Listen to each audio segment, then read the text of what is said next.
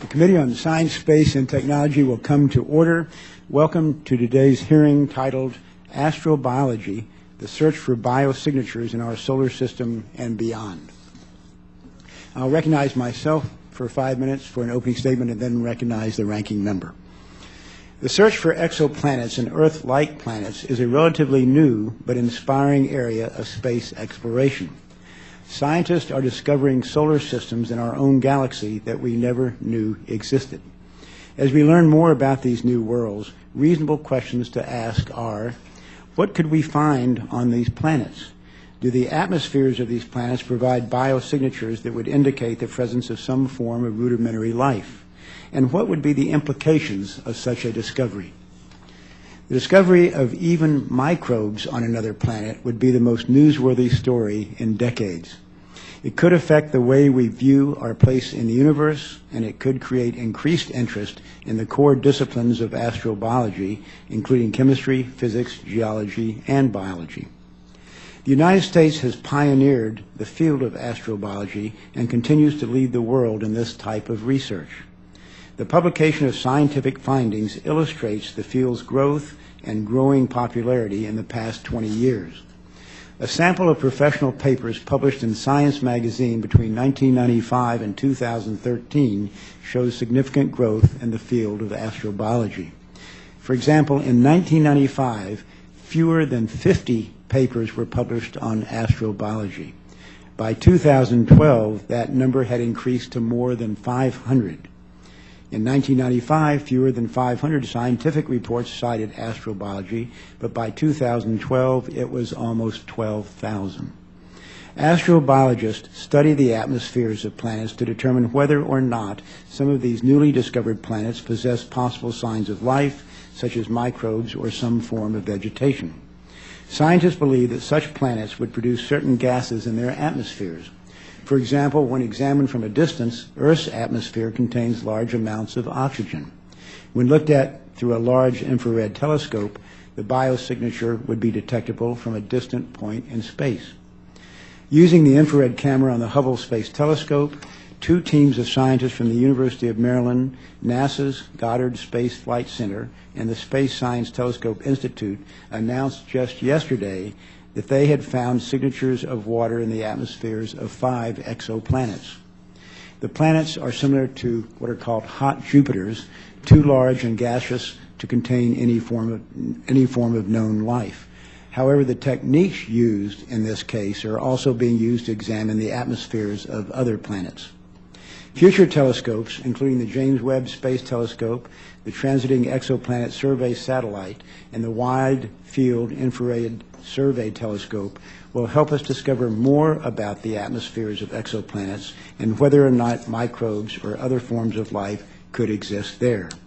I look forward to hearing how research in astrobiology continues to expand this fascinating frontier. And that concludes my opening statement, and the gentlewoman from Texas, Ms. Johnson, is recognized for hers. Thank you very much, Mr. Chairman, and good morning, and welcome to our distinguished panel of witnesses. There is no denying humankind's interest in establishing whether life exists elsewhere in the universe. People have probably speculated on that possibility since immemorial. The question of whether there is life beyond Earth got increased attention this year following the Kepler Space Telescope's discovery of Earth-sized exoplanets in habitable zones around other stars, and Curiosity's finding of traces of water in the Martian soil. Astrobiology, as we will hear during this hearing, is an interdisciplinary field that makes use of many fields of science to investigate the possibility of life on other worlds. As might have been guessed, NASA has played a major role in astrobiology's development as a formal discipline. NASA's Viking missions to Mars, launched in 1976, included 3 biology experiments designed to look for possible signs of life. The scientific excitement generated by the Viking mission new results from solar system exploration and astronomical research programs in the mid-90s. And advances in the fundamental biological sciences led to the establishment of the NASA Astrobiology program in 1996. Today, NASA's Astrobiology program consists of 4 elements: grant programs, technological activities aimed at the development of new scientific instrumentality, technological activities aimed at the field testing of new scientific instruments, and the NASA Astrobiology Institute. In addition, astrobiology has become a cross-cutting theme of all of NASA's space science endeavors. For example, rather than being a standalone investigations, many planetary science and astronomy missions work together in their search for life in the universe.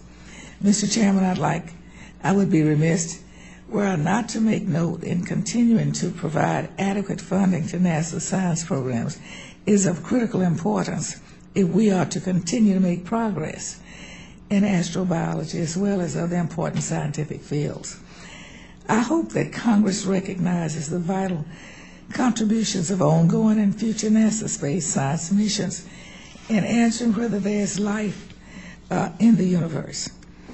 This hearing is an opportunity to shine light on these contributions, and I look forward to hearing from our witnesses. I thank you and yield back.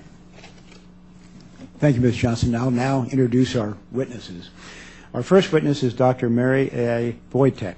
Dr. Wojtek became Senior Scientist for Astrobiology in the Science Mission Directorate of NASA Headquarters in 2008. Dr. Wojtek came to NASA from the U.S. Geological Survey, where she headed the Microbiology and Molecular Ecology Laboratory. Dr. Wojtek has served on advisory groups to the Department of the Interior, Department of Energy, the National Science Foundation, and NASA, including NASA's Planetary Protection Subcommittee. She received a bachelor's in biology from Johns Hopkins University, a master's in biological oceanography from the University of Rhode Island, and a PhD in biology and ocean sciences from the University of California. Our second witness is Dr. Sarah Sager. Dr. Sager is an astrophysicist and planetary scientist at the Massachusetts Institute of Technology. Professor Sager chairs a current NASA Science and Technology Definition Team study of the star shade concept for space-based direct imaging to find and characterize other Earths. Before joining MIT in 2007, Professor Sager spent 4 years on the senior research staff at the Carnegie Institute of Washington, preceded by 3 years at the Institute for Advanced Study in Princeton, New Jersey. She is a 2013 MacArthur Fellow, winner of the Genius Grant, also the 2012 recipient of the Raymond and Beverly Sacker Prize in the Physical Sciences, and the 2007 recipient of the American Astronomical Society's Helen B. Warner Prize. She received her Bachelor's of Science in the Math and Physics Specialist program from the University of Toronto. She also holds a PhD in astronomy from Harvard University. Our third witness is Dr. Stephen Dick. Dr. Dick currently holds the Baruch S. Blumberg NASA Library of Congress Chair in Astrobiology at the Library of Congress. He served as the Charles A. Lindbergh Chair in Aerospace History at the National Air and Space Museum from 2011 to 2012, and as the NASA Chief Historian and Director of the NASA History Office from 2003 to 2009. Prior to that, he worked as an astronomer and historian of science at the U.S. Naval Observatory in Washington, D.C. for 24 years. He obtained his B.S. in astrophysics and M.A. and Ph.D. in history and philosophy of science from Indiana University. We welcome you all and look forward to your testimony, and Dr. Wojtek will begin with you. Thank you. Mr. Chairman and members of the committee, thank you for the opportunity to appear today to discuss the topic of astrobiology. For thousands of years, humans have looked up at the stars and wonder whether life exists beyond our home planet. This curiosity was renewed with the latest discoveries by NASA's Kepler mission, totaling 3,500 new candidate planets outside our solar system. With Kepler's help, more than 800 potential worlds have now been confirmed orbiting stars other than our sun. And at least 5 of these are Earth-sized and orbiting within the habitable zone of each of their stars. This reminds us just how important NASA's work is to the understanding of the universe and the potential for life beyond our solar system. A companion question that even every child wonders is, where did I come from? Astrobiology seeks to answer these enduring questions.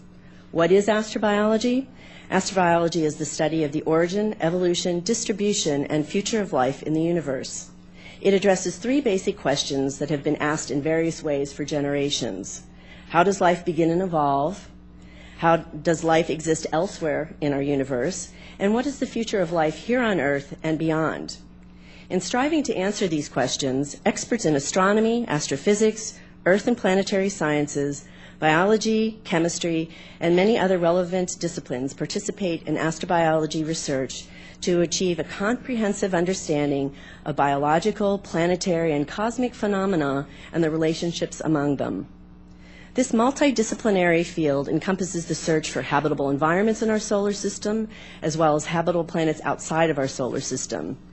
Astrobiology embraces laboratory and field research into the origins and early evolution of life on Earth, the search for evidence of habitability and life on Mars and other bodies in our solar system, as well as studies of the potential for life to adapt to future challenges both here on Earth and beyond.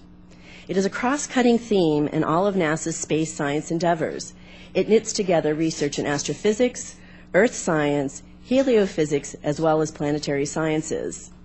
The NASA Astrobiology program is guided by a community-constructed roadmap that's generated every 5 years. The ongoing development of this roadmap embodies the composition of diverse scientists, technologists from government, universities, and private institutions. These roadmaps outline multiple pathways for research and exploration and contribute to our decisions on how our investments might be prioritized and coordinated. NASA established its current astrobiology program in 1996. However, NASA studies in the field of exobiology, a predecessor to astrobiology, date back to the beginning of the U.S. space program. We are proud of the results of our 50 years of cutting-edge research. In the 20th century, astrobiology has focused on a growing number of NASA missions. As mentioned earlier, with Kepler's mission, we have been able to detect Earth-sized planets within the habitable zones around distant stars. These potentially habitable planets will expand our search for life beyond our own solar system. Mars also continues to be an area of interest, with the Curiosity rover mission currently assessing the potential habitability of that planet. In fact, results from that mission have already shown that in the past, Gale Crater could have supported microbial life. However, since Earth is the only known example of an inhabited planet, the search for life in the cosmos begins with our understanding of life on Earth. So studying the origins and evolutions of life on Earth improves our ability to recognize and characterize life in its many imagined and yet potentially possible forms. In 2010, astrobiologists found that a number of microbes from Earth could survive and grow in the low-pressure freezing temperatures and oxygen-starved conditions seen on Mars. Overall, astrobiologists have discovered life in numerous extreme environments on Earth, such as volcanic lakes, in glaciers, sulfur springs. We have also found life in extraordinary forms, ranging from bacteria that consume chemicals toxic to most life, to microbes that live under high levels of gamma or ultraviolet radiation. These discoveries have taught us that life is tough, tenacious, and metabolically diverse, and highly capable to adapt to local environmental conditions. Knowledge gained through the astrobiology research reveals new possibilities, what else might be out there, and how we might be able to find and recognize it. An example of astrobiology technologies that have proved useful for broader application is the chemistry and mineralogy instrument that was developed for the NASA Curiosity rover. CheMin is a highly sensitive instrument that can identify and quantify the minerals present in the Martian rocks and is currently being used in a commercial spin-off for a variety of purposes, including hazardous material identification, mineral prospecting, artifact preservation in museums, and even detection of counterfeit pharmaceuticals in developing countries. In conclusion, life is a central theme that unifies NASA's science program. The science of astrobiology aims to achieve a better understanding of our own world and the life that it hosts. After 50 years, we are now in an era that can finally provide data on whether or not we are alone in the universe. This is an agenda for inspiring the next generation of explorers and stewards to sustain NASA's mission of exploration and discovery. Again, thank you for the opportunity to testify today. Thank you, Dr. Wojtek and Dr. Seeger. Mr. Chairman and members of the committee, we're truly at a unique time in human history. We stand on a great threshold in space exploration. On the one side, we now finally know that small planets exist and are common. But on the other side lies the possibility to find the true Earths with signs of life. The point I want to make is this is the first time in human history we have the technological reach to cross the great threshold. And as already explained, to infer the presence of life on an exoplanet, we will search for biosignature gases, which we define as a gas produced by life that can accumulate in an atmosphere to levels that we can detect remotely by large telescopes. The example on Earth is oxygen, which fills our atmosphere to 20% by volume. But without plants and photosynthetic bacteria, we would have virtually no oxygen. So our search for biosignature gases is a search for gases that, we call it don't belong, that are produced in huge quantities that can be attributed to life. And I'd like to just say briefly that NASA-supported astrobiology has been absolutely foundational in biosignature gas research by connecting microbiologists with astronomers and geologists and planetary scientists. The main point I want to make, a main point, is that we will not know if any exoplanet biosignature gas is produced by intelligent life or if it's produced by simple single-celled bacteria. Right now, we don't have any planets we can study for biosignature gases. The Kepler planets, while small, are too far away and too faint for any atmosphere follow-up studies. NASA's TESS mission, led by MIT and scheduled for launch in 2017, is a 2-year all-sky survey of more than 500,000 bright stars. Now, while TESS will not reach down to the true Earths, it will find dozens of rocky planets transiting small cool stars. The reason we're so excited about TESS is that dozens of the TESS rocky planet atmospheres can be studied by the James Webb Space Telescope. And a few of these planets are likely going to be in the star's habitable zone. So while the chance for life detection with the James Webb is very, very, very small, if life really is everywhere, we actually have a shot at it. Now, to up our chances of finding life on an exoplanet, we need to move to a different kind of planet finding and characterizing technique, because the TESS-James Webb combination focuses on a rare type of planet, a transiting planet that has to be aligned just so it goes in front of the star as seen from Earth. That's actually the easiest way to find small planets right now, but it's not the best way because we need to be able to search all of the nearby sun-like stars. So direct imaging is the starlight blocking technique, and it's extremely challenging because our Earth at visible wavelengths is 10 billion times fainter than our sun. 10 billion is such a huge number. This is a massive technological challenge. But NASA is studying two different direct imaging techniques. One is the so-called internal coronagraph, where specialized optics are placed inside the telescope. But the telescope has to be incredibly specialized to be exceptionally thermally and mechanically stable. The other technique is the star shade, that is putting a giant specialized screen, tens of meters in diameter, and find an information tens of thousands of kilometers from a telescope. The star shade blocks out the starlight, so only the planet light reaches the telescope. Now, the internal coronagraph is more mature, but the star shade is likely our best way to find Earths in the near future because the star shade does all the hard work, and we can have a simple telescope, relatively simple telescope with a very high throughput. I wanted to just briefly give you my vision for how to proceed after the James Webb Space Telescope and the TESS mission, is that we need a small space telescope mission to prove the direct imaging technique and to deliver exoplanet science. We need to demonstrate both the internal coronagraph and the star shade because we don't know which one will succeed on a larger scale, and both actually may be needed. The internal coronagraph technique right now is under study for instrumentation on AFTA. You called it on AFTA. We'll be able to observe some giant planet atmospheres. The star shade and telescope system could be supported under a so-called probe class category and could reach down to a couple of dozen Earths. Now, here's the thing. If we want to really be able to find planets with biosignature gases, we need hundreds of Earth-like planets. We need to search thousands of sun-like stars. So for the intermediate future, we will require a large visible wavelength telescope with a large mirror exceeding 10 meters in diameter. So that is a big thing for the future, but that's what it will really take if we want to up our chances of success.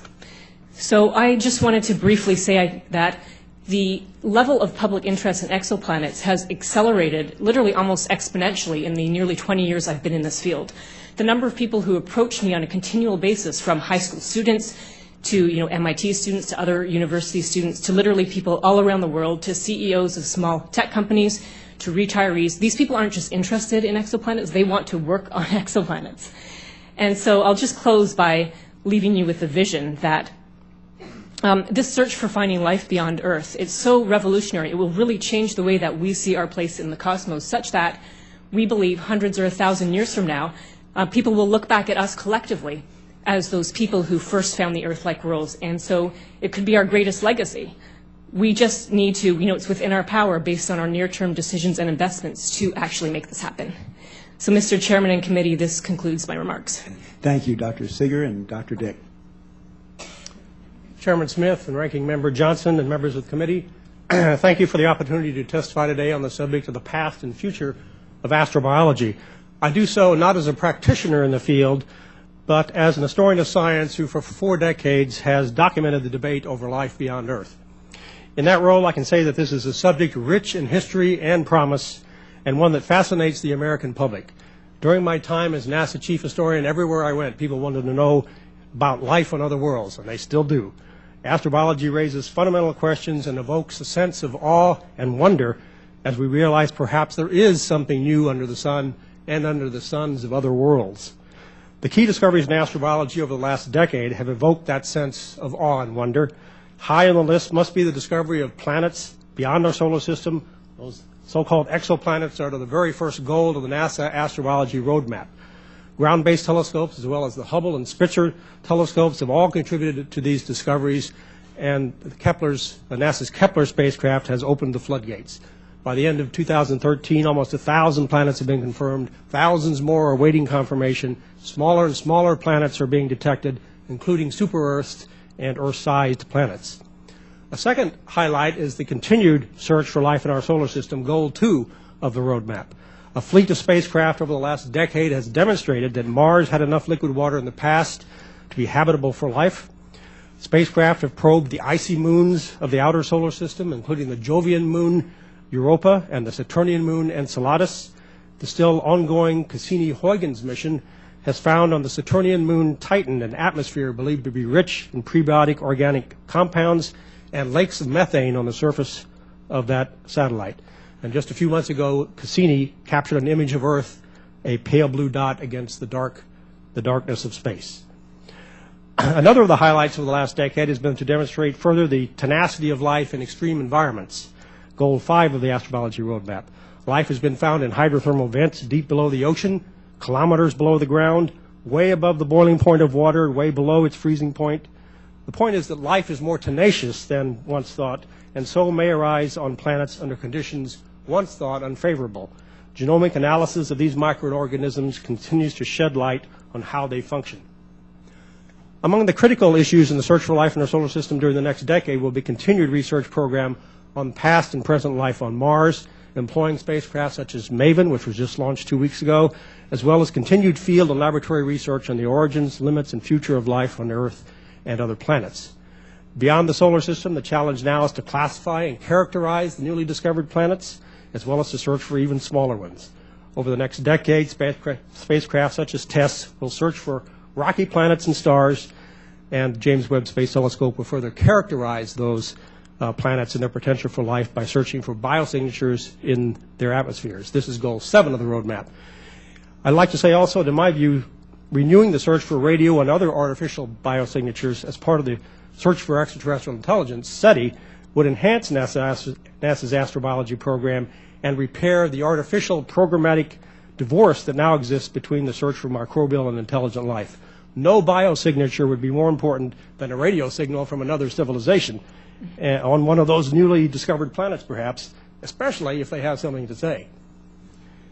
In concluding, I'd be remiss if I failed to mention that among the issues and challenges for the next decade are those related to astrobiology and society. Indeed, the astrobiology roadmap recognizes as one of its 4 implementation principles a broad societal interest in its endeavors. Astrobiology raises profound questions with respect to the impact on society, what will be the effect on our worldviews, our philosophies and religions, if we discover microbial or intelligent life beyond the Earth. Are there useful analogies that will help us to evaluate societal impact. History indicates that the recognition, the discovery, or the failure to discover extraterrestrial life is likely to be an extended affair, as in the debates over the Viking spacecraft results and the ALH 84001 Mars rock controversy. These are the kinds of societal aspects of astrobiology that I'm now studying as part of my time at the Library of Congress. Others are also studying these societal impact questions, especially in the last 5 years, since the NASA Astrobiology Institute has supported a roadmap and a focus group on astrobiology and society. Finally, let me say that, in my view, astrobiology embodies the most important ideals of discovery, exploration, and inspiring our explorers for the next generation. No better hook exists, in my experience, to get students interested in science than the tantalizing and interdisciplinary questions of astrobiology. I always like to quote Nobelist Baruch Blumberg, the first director of the NASA Astrobiology Institute, and the inspiration behind the Blumberg NASA Library of Congress chair that I hold now at the library's Kluge Center, which brings together scholars and policymakers. Astrobiology, Dr. Blumberg said, is in the best tradition of our species and in the best American tradition dating back to Lewis and Clark, to ask great questions, to explore our world and other worlds, to infuse our culture with new ideas, and to evoke that sense of awe and wonder as we discover the true place of our pale blue dot in the universe. Thank you. Thank you, Dr. Dick. Let me address my first question to Dr. Wojtek and Dr. Dick. First of all, this is an exciting subject, even an inspirational one. And it's also, I think, worth noting that space exploration, including the kinds of exploration we're talking about today, attracts bipartisan interest and bipartisan support. So that's nice from the point of view of members of Congress. And also the subject has literally caught the public's imagination, and that is something to build on and something to encourage as well. But Dr. Wojtek and Dr. Dick, you both mentioned the astrobiology roadmap. The last official roadmap was 2008. Supposedly there's one every 5 years. I understand that 2013 is actually coming out in 2014, May, June, thereabouts. But my question is this: when it comes to astrobiology, what should be our goals today? If you could write the roadmap, obviously it's changed a lot in the last 5 years, but what should be our astrobiology goals today? Dr. Wojtek? So the current roadmap is being developed to align, what would be your goals? What my goals would be to better enable the search for life outside of Earth, which includes really pushing our knowledge base about what is possible for life in general. So to extend our research on extreme environments and push it to the limit in terms of what kinds of conditions to better establish habitability off the Earth. Right. And I believe that we also need to push hard in the area of synthetic biology to understand the basic building blocks of life to enable a better search strategy for the potential types of life. I anticipate that the first life we find is likely to be microbial, very relatively simple life form, and that it will be essential to know, as life did on this planet, it made itself from what was around it. It's likely it will do the same on other planets, and so we need to be mindful of what other possibilities there are. Okay, thank you, Dr. Wojtek. Dr. Dick? Well, aside from what's already been said, I'd like to see a voyage to Europa to find out what's under the thick ice, what's swimming around down there, perhaps, or also out to Saturn with Enceladus and to detect more of what those water spouts that are shooting out of Enceladus, what the biosignatures might be from there. I think Europa is already on the list, but we'll have to expedite that. Right. I agree. Okay. Also, I would say, as I mentioned, that I think it would be great to repair this divorce between the search for microbial and intelligent life by including more robust program on SETI. Okay, good. Thank you, Dr. Dick. Dr. Seeger, I liked your word revolutionary when it comes to the possible discovery of microbes or other interesting forms of life elsewhere and on other planets. What I wanted to ask you, and you went into some detail as to how we might be able to detect these biosignatures, but could you give us a hopeful timeline? When might this occur? And I know that we've gotten certain dates for the launches of these various telescopes, but some people think we might actually achieve some breakthroughs with the devices and the equipment we have today. But I just want you to speculate. Do you think in what time frame might we expect to find some evidence of, say, microbial life elsewhere in the universe? I always like to start by saying scientists never like to speculate. We always like the facts. So, but we always do, correct. So let's say our input is that I'm just, for argument's sake, if every star has an Earth and every Earth has life, then we have a great chance of finding the first signs of it with the TESS James Webb Space Telescope combination. It's likely that it's not that common. We see evidence already that not every star has an Earth-sized planet in the habitable zone, but many do. And in that case, we need to go to a direct imaging mission in space. And there's no plan on the books for that. We have lots of studies going on. If that one could be implemented, when it is launched, it would take a few years. And in that case, we also have to be lucky. If it's correct that 1 in 5 stars like the Sun now has an Earth and every one of those has life, then we would be able to find signs of life with that relatively small space telescope mission. Okay? My best guess, if you wanted the honest, very conservative answer, if I have to come back and be the one who has to hold the responsibility for this, I would say we need that next generation telescope beyond the James Webb, the big telescope in space. So we need to invest in technology now so this can actually happen at some point. And once that one goes up, it would just be a matter of a few years to survey enough stars for planets and find them. So I've given you the most optimistic case, somewhat unrealistic, that the James Webb finds it.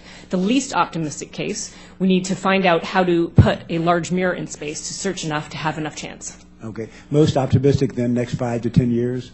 Yes, the most optimistic is within a decade. Okay. But I don't want to leave you with just being optimistic, because we really do need to invest in the future. Right. Understand that. Thank you, Dr. Seeger. Last question is for you all. Starting with Dr. Wojtek. What can we do to expedite the process? And that's a pretty general question. Some of the answers have already been given, the development of these various telescopes, tests, and so forth. But what can we as members of Congress do to expedite the process? I have a hunch part of the answer is going to be funding, but so be it. Well, I was going to say continued support. You've already provided, Congress and the administration has provided excellent support to the Planetary Sciences Division and Astrophysics and Science Mission Directorate in general. And so we need your continued support. I know that funding is tough, but that's the best thing you can do. And yep. Okay, if we make it a priority, we can achieve that 5 to 10 year time frame, perhaps. Dr. Seeger. I would say that keeping our outreach abilities in the university system with the experts who are actually working on the field is so important. I think people don't quite understand how often, you think outreach happens maybe at the museum or elsewhere, but as individuals, we actually do a huge amount of this. And it's sort of inspiring the next generation, so we make sure we have that pool of people to keep us not only at the forefront of space technology, but in biology, and keeping this interest moving along. I think that's the best investment we have. Great. Okay, Dr. Dick.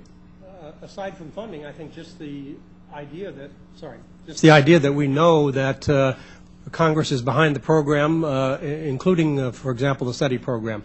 I think that is still seeing the repercussions from 20 years ago when that program was canceled. And NASA is not forbidden from funding that, but they realize that Congress has sort of discouraged that 20 years ago. Right. I think there's more interest today and more possibilities today with the discovery of all these exoplanets. Exactly. So that might trigger that as well. Right. Thank you, Dr. Dick. My time is way over. The gentleman from Texas, the ranking member, is recognized for her questions. Thank you very much. I guess this question is to all of you. To what extent are the interagency and international collaboration important to the astrobiology, and what, if anything, is needed to facilitate that collaboration to maximize the progress and findings? I will start with that. The astrobiology program, when we established the Institute, part of its charter was to explore means to enhance collaboration amongst all nations that are interested in the questions that are addressed by astrobiology. And we've been very successful in making affiliations and collaborations, and each government has brought their own resources to bear, and we just try to facilitate work together, because just as it is multidisciplinary, it is also a field of study that requires the entire expertise of the entire globe really to bring to bear on this. It's a bold question that we ask, and it requires everybody. I'll give you just a very specific example. We try to collaborate where we can. within ITAR for international space technology. But we have a special example coming up, and that is the Starshade technology. We may see a scenario in a very budget-constrained environment where here in the United States, we build the Starshade. We're leading that technology right now, but we get the telescope and launch from international partners.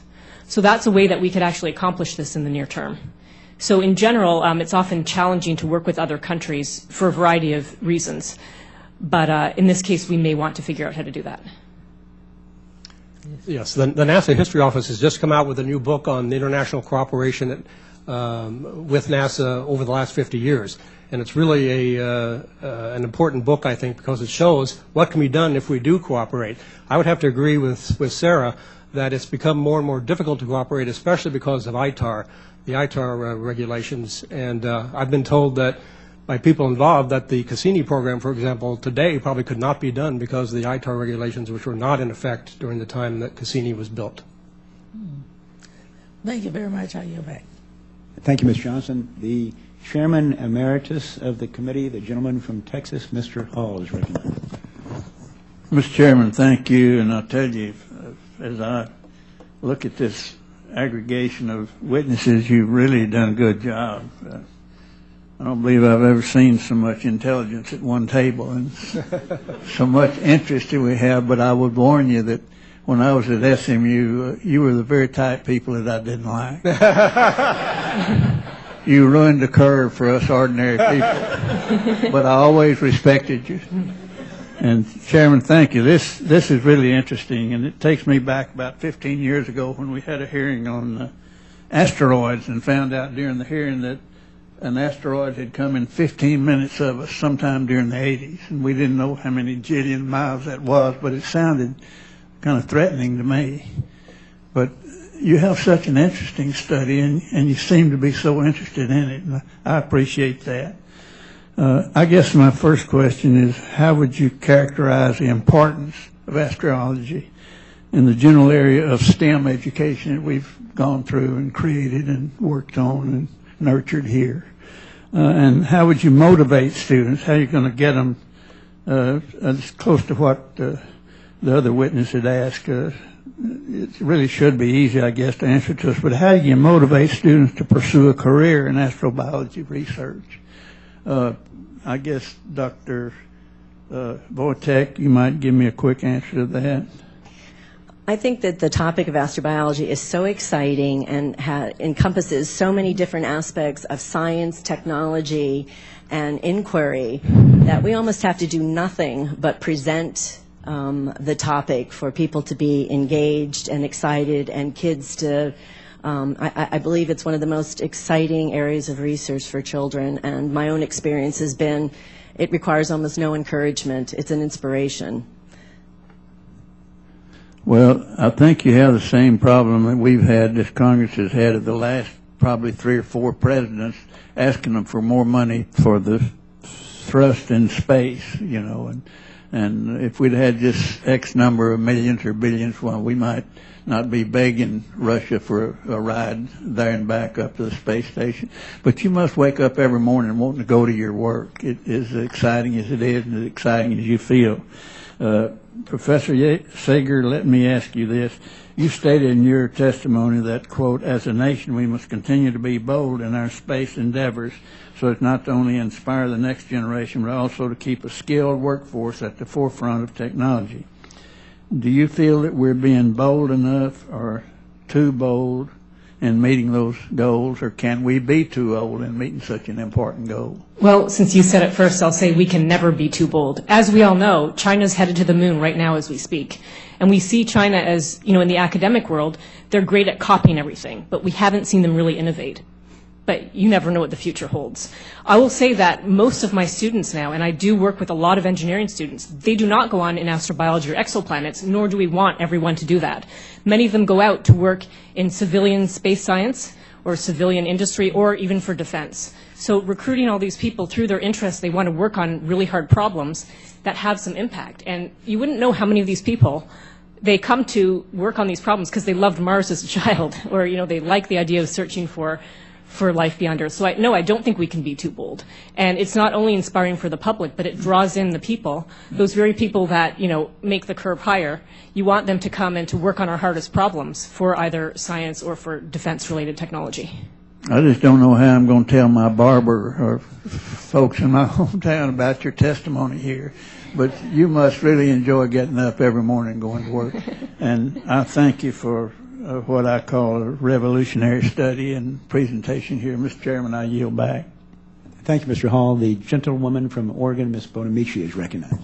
Thank you very much, Mr. Chairman, and thank you to the witnesses. I concur with the comments about how inspirational this testimony has been.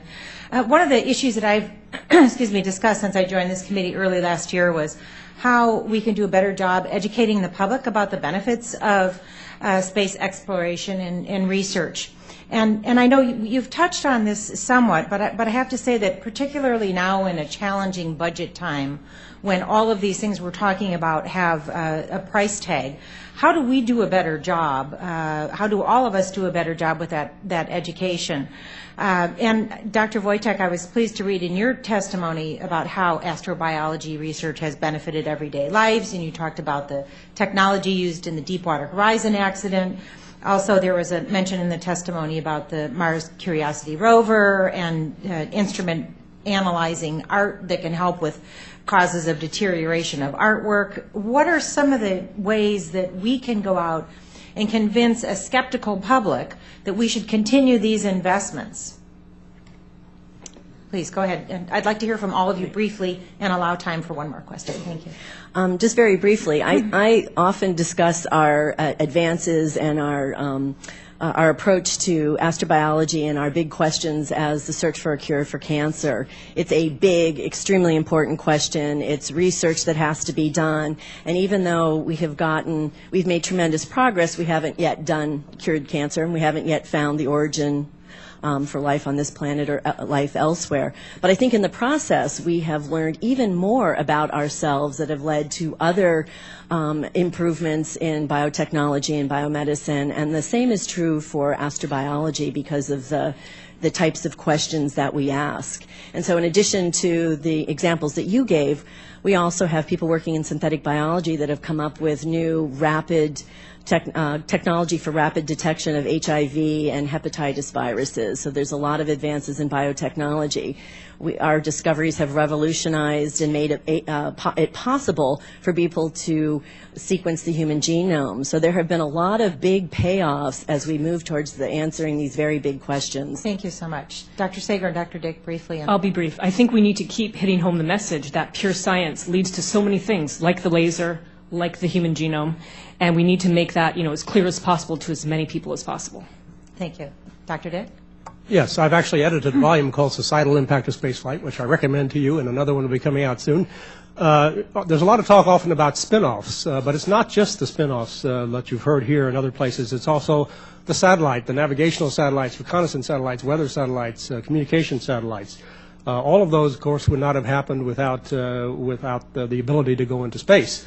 And then finally, I would say also I find that going around the country, people are very interested in how we fit in what our place is in the universe, and that space exploration helps to solve that. Terrific. And I want to follow up on some of the comments that have been made about inspiring and educating the next generation. And I know we've heard inspiration used a lot here today and being bold. And I know Mr. Hall mentioned Dr. Sager, your comment about the skilled workforce on the forefront of technology.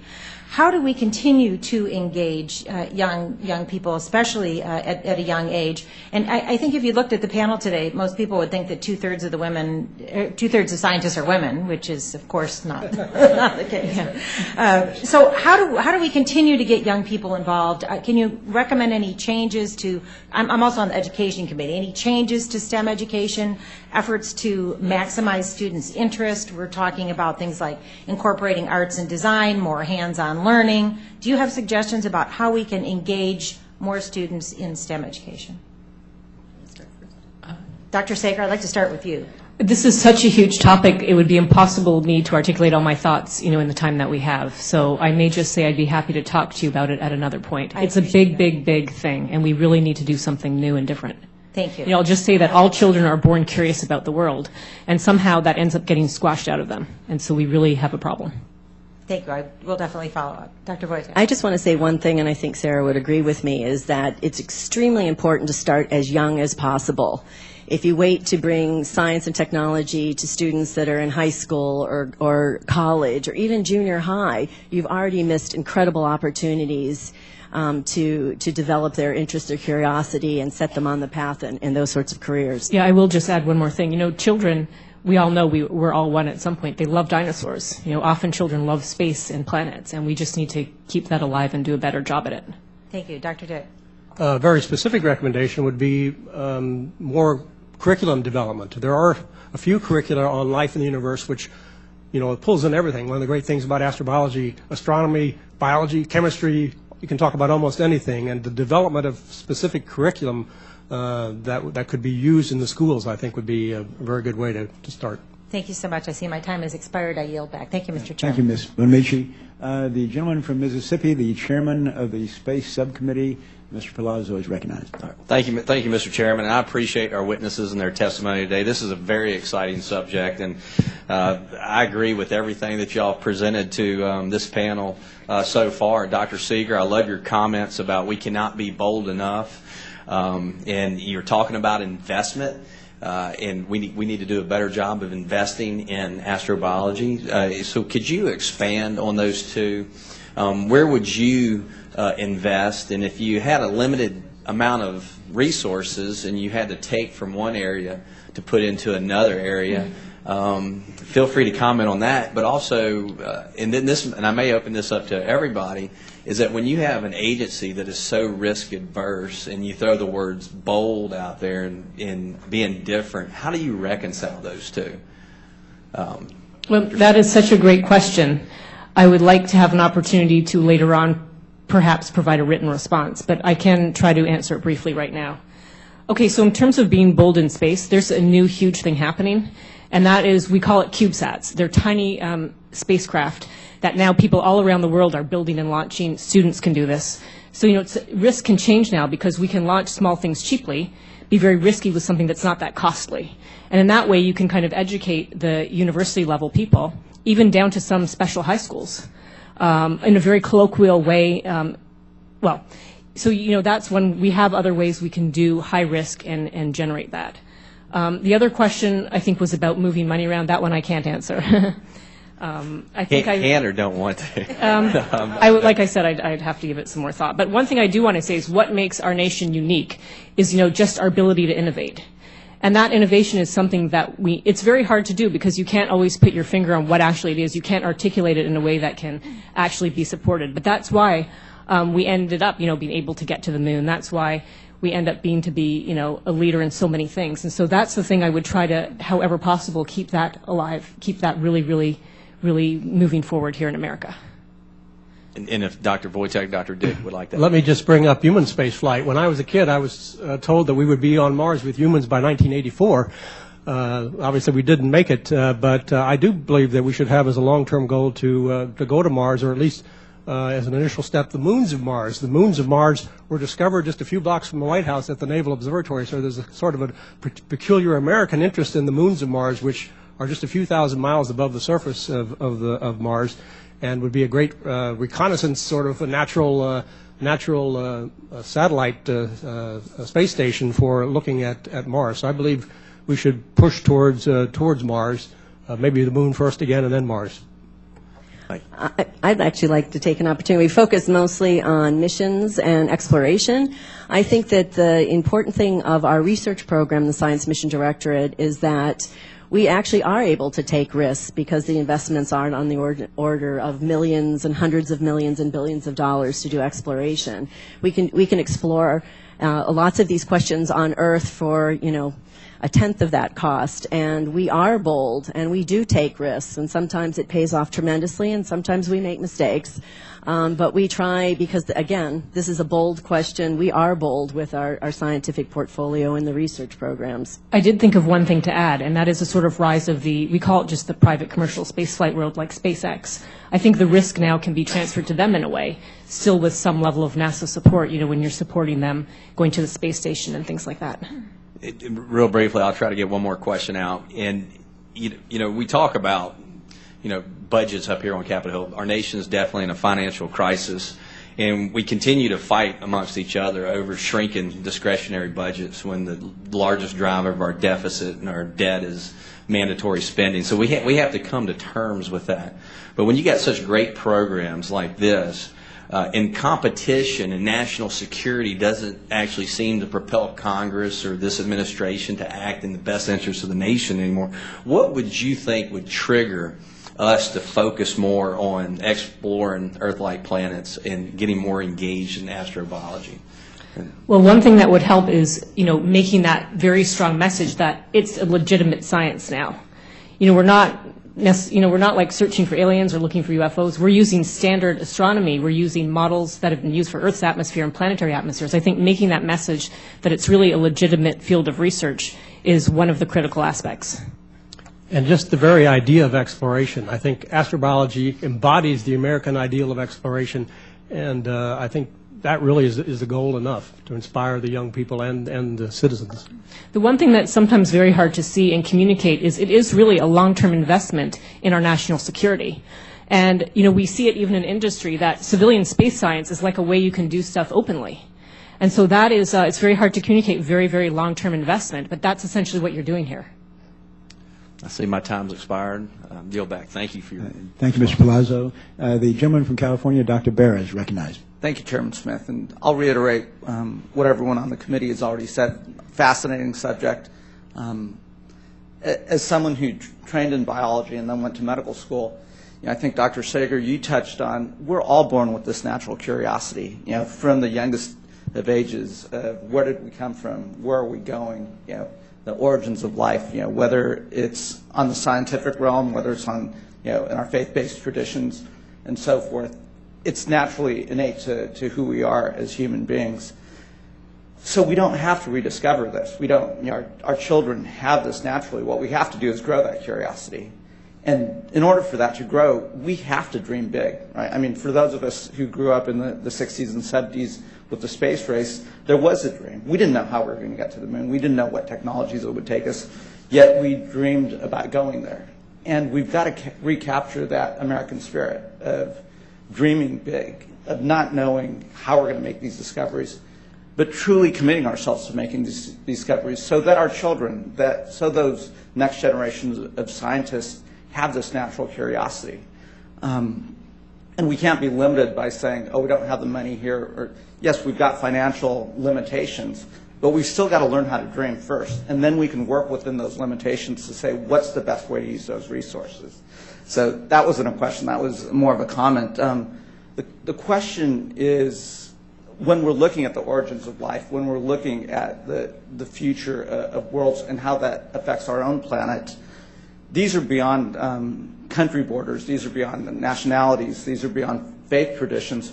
What can we do within the context, if another country happens to discover evidence of life on another planet? We're all going to benefit from that discovery, and it is going to propel us forward. What are the contexts where we could work together? Because we're talking about big data sets. We're talking about analyzing major data sets. What context at the international level would you like to see in terms of collaboration in the search for life? I'd ask any of Dr. Wojtek. I would say that we attempt with all missions that are being planned by spacefaring nations that we can to collaborate with them, either contributing personnel or instruments. So we have a very good relationship with ESA, and they have flown instruments on our vehicles and a spacecraft, and the counters we have flown as well. So their ExoMars mission that's planned to launch in 2018, we have an instrument on board. Our plans for 2020 to bring back samples. We've been working with the international community to figure out how to share the results and participate together in the analysis of those samples. I think that we have ITAR restrictions, but science is an area that crosses boundaries pretty easily. There's the natural curiosity, and our scientists are doing a lot of the work for us. Well, Dr. Sager, let's say we do build this next generation of telescope. Again, we're going to we will be bringing in massive amounts of data, and it'll take a lot of eyes and a lot of analysis.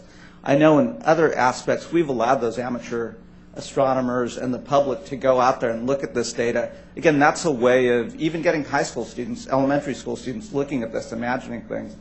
What are some contexts that we can do to, again, bring in the entire planet? Well, I'd like to address it in this from a slightly different view, and I think it's great for scientists to interact internationally because we don't have a political agenda as scientists. But I think when it does come to space technology, it's just, this is my personal opinion, it is so much more efficient because we don't have this extra layer of bureaucracy and inefficiently to do it all ourselves here in America. However, if the budget realities and practicalities don't allow it, then I support the international cooperation in space technology. In terms of the big data that is public, like the Kepler data, for example, any one of us here, we can download the data, we can look at it all around the world. I think that is really great, and that does make the world come together in a unique way. Great. Dr. Dick, would you want to add anything? Well, I would just say that it very much depends on the scenario when you're talking about international cooperation, whether it's microbial life or intelligent life, and the implications of finding that. There are various international organizations that can be worked through, like the International Academy of Astronautics, and there's work being done on what we should do if and what the impact would be if either microbial or intelligent life would be found. Great. I just want to say one more thing. I want to reiterate the point that you brought up, which citizen science is incredible. I think it's a way to engage the public. I think that we have shown in astronomy in particular how, it's a tapped workforce that has done tremendous scientific work for us. And I think particularly with telescopic data that we will continue to use it in the future and maximize it. It has been awe-inspiring and neat to see how people have just gotten involved and are planet hunters themselves. I think the public is dying to get involved even more. Great. Thank you. I yield back. Thank you, Dr. Barra. The gentleman from Florida, Mr. Posey's, recognized for his questions. Thank you very much, Mr. Chairman, and thank you, witnesses. It's a fascinating testimony, fascinating written testimony.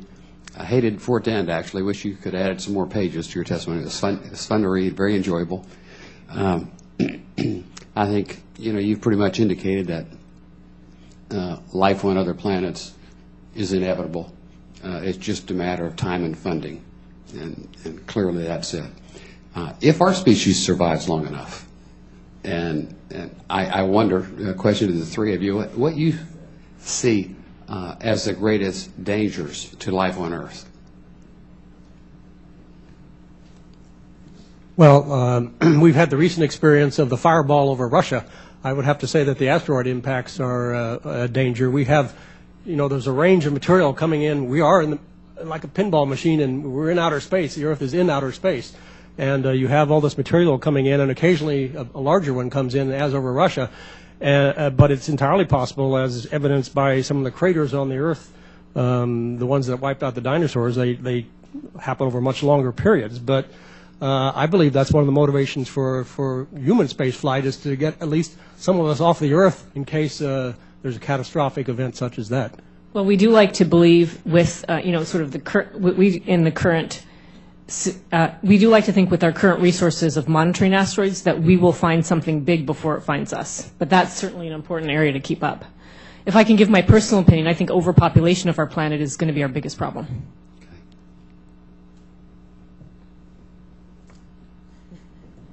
And I would say with all systems that resources, particularly essential resources, can be limiting. And so I think as we look at other places for alternative energy or other means to support a large population, that's a threat to the our planet. Okay. Conditions on other planets are going to seem harsh at first, and we know in history conditions on planet Earth have been harsh. If we came here or explored Earth 64 million years ago, we'd say, wow, it's too cold. And if we were 65 million years ago, we might say, wow, it's too hot. So I guess there's going to be windows of opportunity on the other planets too. Any comment on that? Well, it's one of the great things about this research being done just in the last 2 decades on life in extreme environments, just how tenacious life is, in extreme temperatures and under the oceans in these hydrothermal vents at extreme temperatures and pressures. You find not only microbial life, but these long tube worms. I mean, it's just amazing. Where it seems wherever conditions are possible, and by conditions I mean a much broader range than we used to have, that life does arise, and arise fairly quickly. Okay. I would say that we talk about life in extreme environments, and I'll note that it's mostly microbial, and it's mostly extreme by our own reference. So it's an anthropocentric definition of what is extreme, because in fact we have had the capability to inhabit warm places, cold places, because of our technology. We basically bring everything back to conditions that support a comfortable life for humans. And so exploration, colonization on other planets in harsh environments will require that we do the same. We're not going to suddenly develop the capability to live at, over the temperature of boiling water. We'll have to make our local environment hospitable to ourselves, and we have that technology now. Dr. Sager? I'm going to defer on that question. Okay. What do you believe was the highest historical temperature on the surface of Earth prior to the extinction of the dinosaurs, Dr. Dick?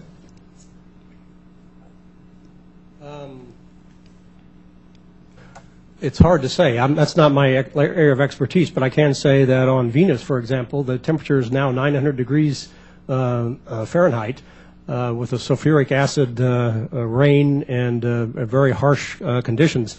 And Mars, of course, is much colder now than the Earth. So one of the goals of astrobiology is to try and figure out how planets that seem to be so similar in the past have diverged. Dr. Sager? No, one thing I always tell my students is that every day is like a PhD defense. So I actually don't remember that number off the top of my head. Okay. Dr. Vortek? Ditto. Except that, as you mentioned yourself, Earth has experienced extremes in environmental conditions from the early formation. And so certainly environmental conditions well beyond the limits of human life. But these changes do happen very slowly, and we believe that life will adapt. Well, thank you all very much for your testimony. Mr. Chairman, I yield back.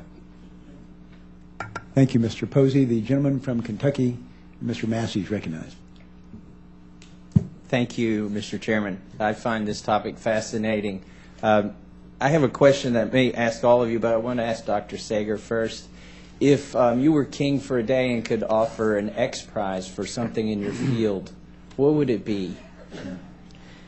It would be for finding the nearest Earth-like planet, around the star that is closest to our own planet.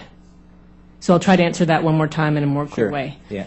We'd like to know, just sort of as a legacy for the future, which of the very, very, very nearest sun-like stars have a planet that is like Earth with habitable conditions and surface liquid water required for all life as we know it. So I would offer that prize for being able to find that. That would have to be a prize that was sort of on the order of billions, not just millions. Okay. And Dr. Dick, what would you? I'm going to stick with Europa. I think it's less than 1 billion miles away, and if we could offer a prize for somebody to get there and find a way to drill down below the ice. We don't know exactly how thick it is, but that would be a feat in itself. They could drill down through that ice and see what's below the ice. And Dr. Wojtek? I'm going to pick Enceladus. I'd like to offer a prize for someone to go sample the plumes.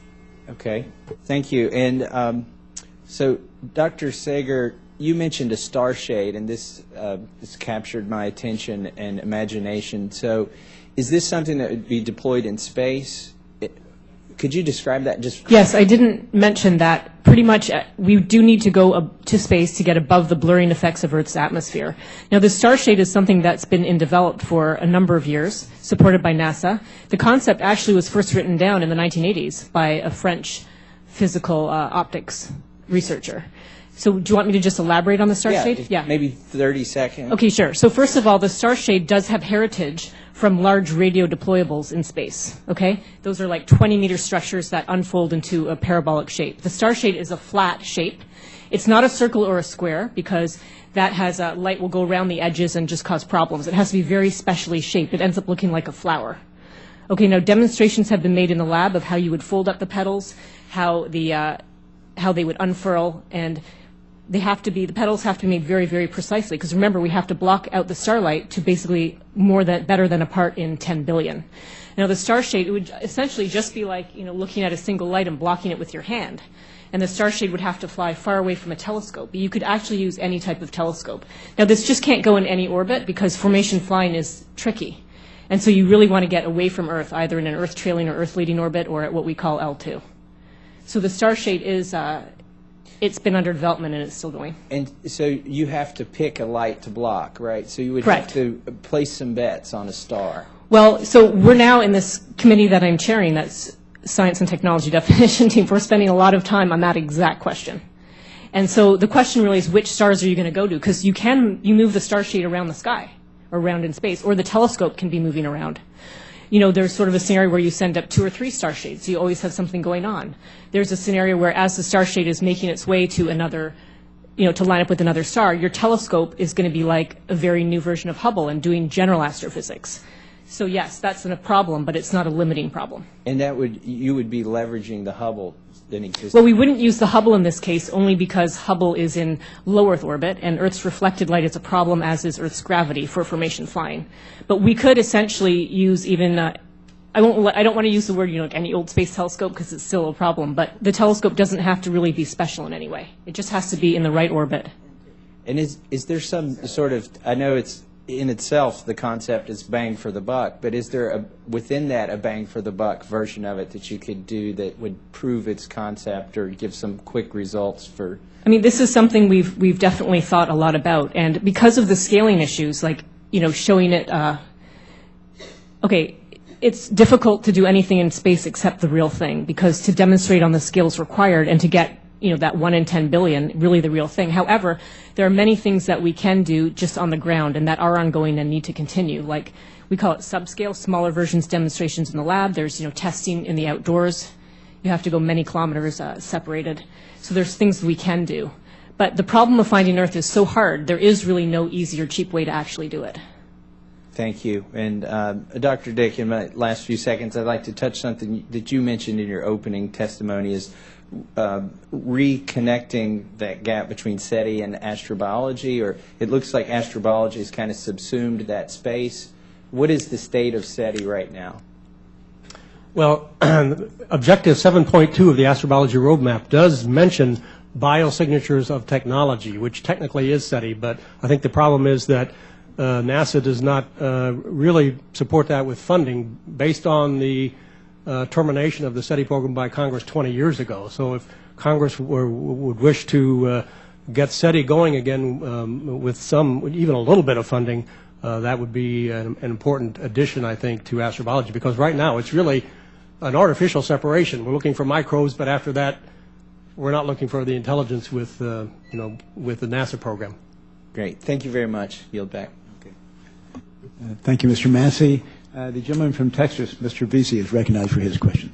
Thank you, Mr. Chairman. I had a question for Dr. Wojtek, specifically about oil and gas exploration, and your thoughts on if you think that it's practical that some of the technology that's being adapted can be specifically used to detect leaks at great depths as it pertains to oil and gas exploration, particularly offshore. So one of the examples I gave in my testimony was a technology that was developed at Woods Hole Oceanographic, and it was a combination of an autonomous vehicle and a mass spectrometer that could detect hydrocarbons, and it was used to identify and map the leak from the Deep Horizon spill.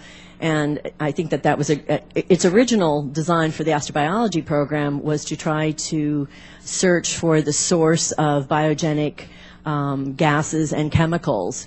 So to identify the sources in the deep sea from hydrothermal vents of, say, the production of methane or hydrocarbons that were produced by microbes.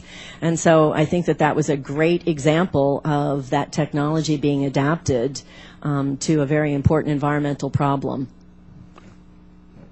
Thank you. Did you want to add something? It looked like you wanted to add something, Dr. Dick. Okay.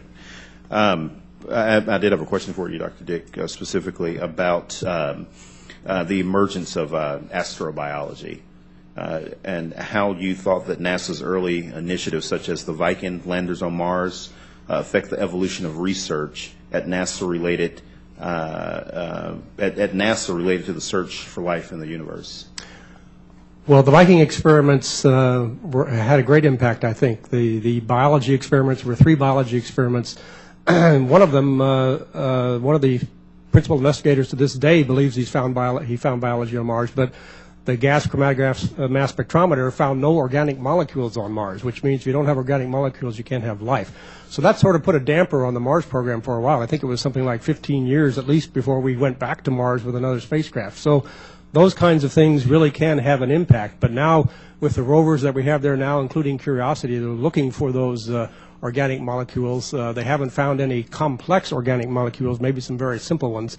But of course, we've only looked in very specific places. So in those specific kinds of events in the development of astrobiology can have a great effect, as in the case of the Mars rocket ALH-84001 in 1996. I think that gave a great spur to astrobiology, the development of astrobiology over a much broader program than the old NASA exobiology program, which was pretty much limited to origins of life, and that's the astrobiology program that we have today.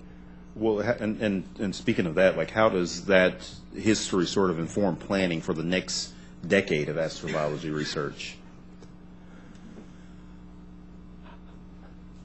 Well, I think if we find anything on Mars in the nature of organic molecules or other things like that, history tells us that would have a great impact on funding for the future. So we're all hopeful that such things will be found, aside from all the other interesting things that those rovers are finding. Thank you. Thank you, Mr. Chairman. Thank you, Mr. Veazey. The gentleman from Illinois, Mr. Holgren, is recognized. Thank you, Mr. Chairman. Thank you all for being here. This has been very helpful and very interesting.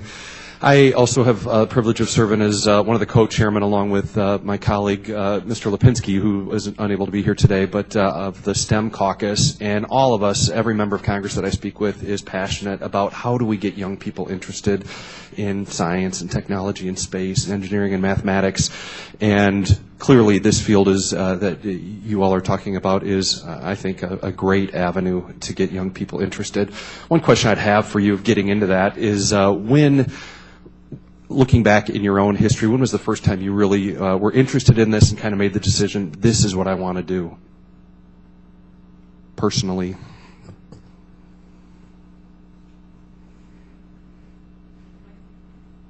You know, my first memories are about the moon and stars. But it wasn't until so the seed gets planted early, but it wasn't until much later, maybe in my late teens, that I realized it was a career choice. I grew up in rural southern Indiana where it was very dark, so the night sky is what inspired me to start with from a very young age, and it just grew from there. And I'd have to say also I was very much influenced by science fiction. One of the things I found when I worked at NASA is a lot of people at NASA were inspired by science fiction. And those novels about life on other planets and that sort of thing. So for me, it was from a very early age. And for me, my father was a physician, and he gave me his medical school microscope when I was about 7. And I started exploring my backyard and the streams and the refrigerator and the food, and saw that life was everywhere. Everything was moving. It was kind of scary for my diet, but it set me off for my natural interest in how life persists on our planet. One thing you'll find from most scientists is there is one special individual who helped them along. In some of our cases, it was a parent. But let's face it, most kids in America, your parent's not a scientist or a doctor. And in that case, it's a teacher. So we need to have a better way we'd all like to see teachers be like the best paid people in the country to recruit the people who are really the very best. But we really need to find a way to reach the teachers. Our children are just spending, so much of their waking hours in school. Everyone needs to encounter that one special person to enable them. I absolutely agree, and that was really where I wanted to go next. Is the idea is much of this is sparked grammar school age, so maybe up to 6th grade, 7th grade, 8th grade, maybe a little bit later in high school when you really see, hey, this is something I could pursue. Part of the challenge is, I think a lot of teachers are intimidated, certainly when you start talking about astrobiology. That would be something for a fourth grade teacher to have to inspire kids. That would be intimidating. And so any ways that we can be providing resources to teachers, I think, is so important, or even bringing in people like yourselves to be talking to young people to let them know how exciting this is and how their generation could be the generation that makes this great discovery. It could be one of them, and how exciting that would be to do that. So any way that suggestions you have, and really did want to, Dr. Seeger, take you up on your offer of a follow-up of talking about education. Yes, well, I just want to offer three comments. The first comment is that, unfortunately, our education system here in America, including the universities, is the same as it's been for hundreds of years. Yes. Number two, children, as you know, they love the ones who have iPad or the internet. The whole big data social media thing is something that could actually be big in schools, right, where the teachers are not up on things. The third thing I keep repeating is it's very hard for us here to have the long-term investment. But the long-term investment is to change the culture for our university undergraduate educated people, that they can and should be teachers at the elementary level. Yeah. Well, and I do think this is the type of thing, again, there's a disconnect with, we want to have, great education for our kids. We also struggle with limited resources that we've got. How do we figure out compensating teachers, getting the right people there, bringing people from the outside who aren't necessarily certified but can inspire to be engaged in the classroom as well, bringing business, bringing our laboratories, bringing NASA, every possible way, whether it's through technology or other ways. You're right. I mean, the door is open like it's never been before to get that into the classroom, but we've just got to do it. Let me switch gears real quickly because, Dr. Seeger, I want to ask you a little bit more about the, you mentioned the coronagraph, is that right? And then also the star shade. And you also mentioned collaborating with the international community as a cost savings measure on that. I wonder if there's any other countries that are doing work in those specific areas that we should be aware of, and has collaboration on such projects already been discussed in the scientific community, and how can we encourage that or push that forward?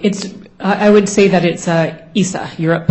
In the past, when we were supporting a so-called terrestrial planet finder mission, we did have an agreement with the Europeans. I forget the other part of your question. Well, it was just if there, so it sounds like Europe is open. Has that already started? Is there investment there? So Europe has recently made their choice for their next big missions in the coming decades, and they did not choose anything in exoplanets. Okay. I think that really just means the door may be open for an international collaboration. Okay. Part of our challenge, I'm way over, but I think it is frustrating when we try and have these international collaborations when we're running on CRs where we literally don't know month to month if we're going to fund programs. Somehow we've got to get back to regular order. We've got to get back to, I think, specifically with sciences, pull it out of this year-to-year funding, worse, month-to-month funding. What I hear is every other nation has 5-year, 10-year, 20-year fully funded science budgets. When we come and talk to them about collaboration, oftentimes they'll laugh back at us because they know we don't even know what's going to happen after January 15th because that's when the CR expires. So we've got some big struggles. Would love to have your help on all of these suggestions you would have for us to move forward. My hope is that you get a sense that there is a desire, that we are excited about this, and we want to work with you and want your help to do this well. So with that, thanks, Chairman, for your graciousness, and I yield back. Thank you, Mr. Holgren. The gentleman from Illinois, Ms. Kelly, is recognized for her questions. Thank you, Mr. Chair. And going along with my colleague from Illinois, my question is, I started a STEM academy in my district, but my question, all due respect, Dr. Dick, but how do we get more women and minorities involved? Because it seems like there's, we need so many more women represented and minorities in the field, particularly African Americans. Are there any best practices anywhere? Well, I know the NASA Astrobiology Institute does have summer workshops both for students and for the teachers. I'm not sure exactly how you encourage the women and the minorities to get involved in that, but I'm sure the program could be expanded, and in that way you might get more. But I'd have to think about it more. Maybe I can speak to our programs. The Astrobiology program actually has a minorities program, and we are working with the United Negro College Fund to actually, it's at the level of, so we believe in teach the teachers and a cascade effect of training and providing role models. for students so that they can see this is something that I can do. So one of the things that we do is this Minority Institute program, which brings in scientists to work side by side with other astrobiologists, and they are encouraged to develop curricula to take back to their universities. And we work very closely with historical black universities and other minority serving institutions. We also have internships that are focus on underrepresented groups. And I would be happy to share with the committee all the work that we have done up until this point in astrobiology, both with missions and just within our own program, that target curricula development, workshops for teachers, and how the efforts that we have made to make astrobiology part of a STEM approach.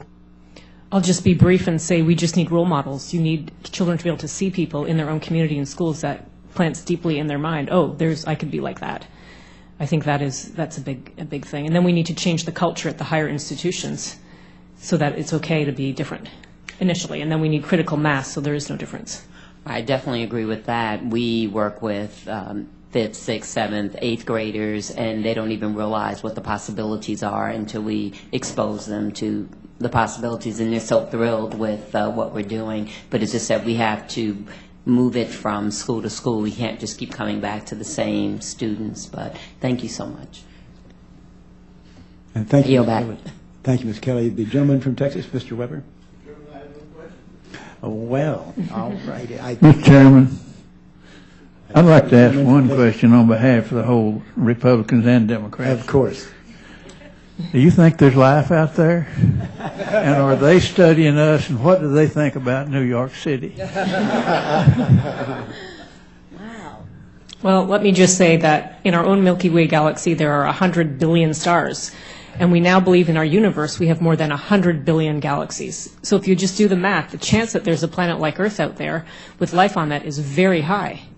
I didn't do the math. There's just three things about math I couldn't do, and that's add and subtract. Right. Well, if we had more time, we could work it out. But let's just say that the chance for life is very high. The biologists never like us to speculate in that way. But the real question really is there life very near here in our neighborhood of stars? And that's the question that we are really addressing for real for the first time. On behalf of the biologists, I think it's fine to speculate. We think that life takes over any chance it gets, and so I think we believe there's a high probability. And I think that one of the amazing things about our own planet is whether they're looking at New York or some small town in Indiana, the diversity of life here and the way that we have chosen to live our lives is just phenomenal. And I think it goes all the way down from humans to microbes. One of the great things about finding the other planets is that it corroborates what many of us have used as a guiding principle, that what has happened here in our own solar system has happened elsewhere. A lot of people didn't believe that for a long time, until 20 years ago when we started to find the planets, and now we find that they're everywhere. So it's another step, of course, to life and an even bigger step to intelligence, but I think the guiding principle holds that what has happened here will happen elsewhere in this huge universe. I yield back. Thank you, Mr. Hall. Good question to end with. And let me thank you all for being here today. This has been I'm sorry, the gentleman from Utah, Mr. Stewart. I've been patiently waiting. Mr. Chairman, I assuming you're yielding? I recognize you, I thought. Thank you, sir. We'll even give you an extra minute for the oversight. Well, thank you, and it's been interesting. And Mr. Hall actually jumped on something that I wanted to maybe conclude with. And before I do, thank the witnesses once again, the panelists. It's fun to hear something and not to leave a hearing frustrated or like you want to throttle the other side like we do in some of our hearings. Of course, it's overly politicized, and I appreciate the recognition that it's in our human nature to explore and to discover. I want to come back and just be more specific if I could, just very quickly. Based on your experience, based on your training and kind of your gut, do you think it's even conceivable that there is not other life somewhere in the universe? Is it even possible? It is conceivable. Since okay, we've just conceived it. Yes. I mean, we really don't know. This is why it would be such a great thing to find life on Mars, because if you find even microbial life on Mars or that sort of thing at a low level, which is an independent beginning of life, an independent genesis. That means that life began on two planets very close together where conditions were possible, and that you can, from that, extrapolate out to the rest of the universe. But it is possible, if we don't find life on Mars and eventually over the years don't find life anywhere else, that it either doesn't exist or it's very rare. Now you can define rare yourself. If you only 1 out of a billion stars in our solar system has in our galaxy has life, then you still have 400 planets with life on. So. Well, and I want to go kind of quickly on this because I'm actually trying to get to another point. Do you believe that there's life out there, Dr. Dick? Yes, I do. Okay. Dr. Sager? Yes. Okay. Yes. Okay. I think most of us do. I mean, and you look, as you've indicated here, you look at the numbers, it's impossible almost. Forgive me for using inconceivable. But it just seems essentially that there would have to be somewhere. And then the presumption here of this hearing is that eventually we're going to discover each other, whether we discover them or they discover us, or however that process might be. And I think in a lot of these conversations we assume that the discovery might be that we find some basic form of life, something, not at all like us, I mean bacteria or microbes or whatever that might be. But it's possible as well, isn't it, that we find a more sophisticated form of life. Is that true? Yes. Yes. Okay. Yeah. Again, it would have to be at least possible. Sorry. Go ahead. I'll just say that my view is that microbial life would be more abundant than intelligent life because it's harder to get to intelligence. Sure. But on the other hand, you have these vast scales of time that are involved also. Yeah. Exactly. There's a chance that intelligent life is very rare and not within our sphere to communicate with. Oh, and that's actually my next question, and that is let's assume that we find life. What do we do then? I mean, do you have conversations about what the next step is? Are there any conversations about how we would attempt to communicate with life, or how does that change things for us and the way we view ourselves? I know that we do that with Twitter. Yeah. No, this is intelligent life. That's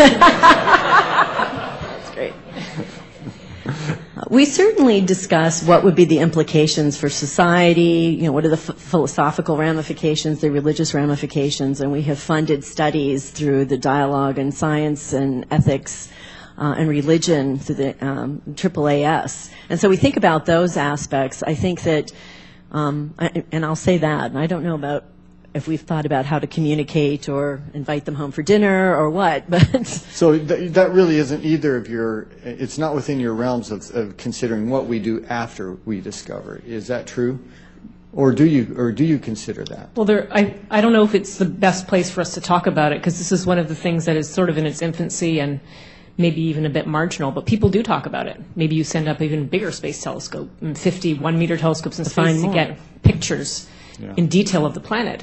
There are people here on our planet now, in our country, who want to be able to send a robotic probe to another star with a planet. It would take a very long time to figure out how to do that and to actually get there. But there are conversations going on. They're just not at a really formal or well-articulated level. With the exception of the fact that, since probabilistically we believe it's more likely we'll find microbial life, people in my field are extremely interested in getting a sample of that and being able to immediately compare it to what life is like here and start abstracting more information about exactly what life is. How do we define it? How is it different? What have they learned on that planet that makes it survive there? What can we learn in our own system? And so I think that there is a plan as a comparative, finding a species or another example. And so Yeah. And this is exactly what I'm working on at the Library of Congress for my year right now. And I would also say that there are in the past official protocols, which have actually been gone through the United Nations about what happens if you find extraterrestrial intelligence. Basically, the plan is to confirm it first and then tell everybody, not keep any secrets. Yeah.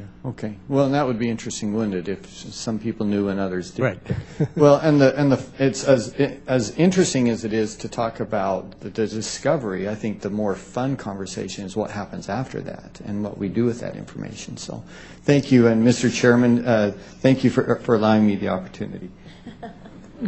Thank you, Mr. Stewart. Good questions. Thank you again to the witnesses for your attendance today and for speaking about such an interesting and fascinating subject. I think you have enlightened us all, and we look forward to staying in touch with you about the issues involved. So thank you again, and we stand adjourned.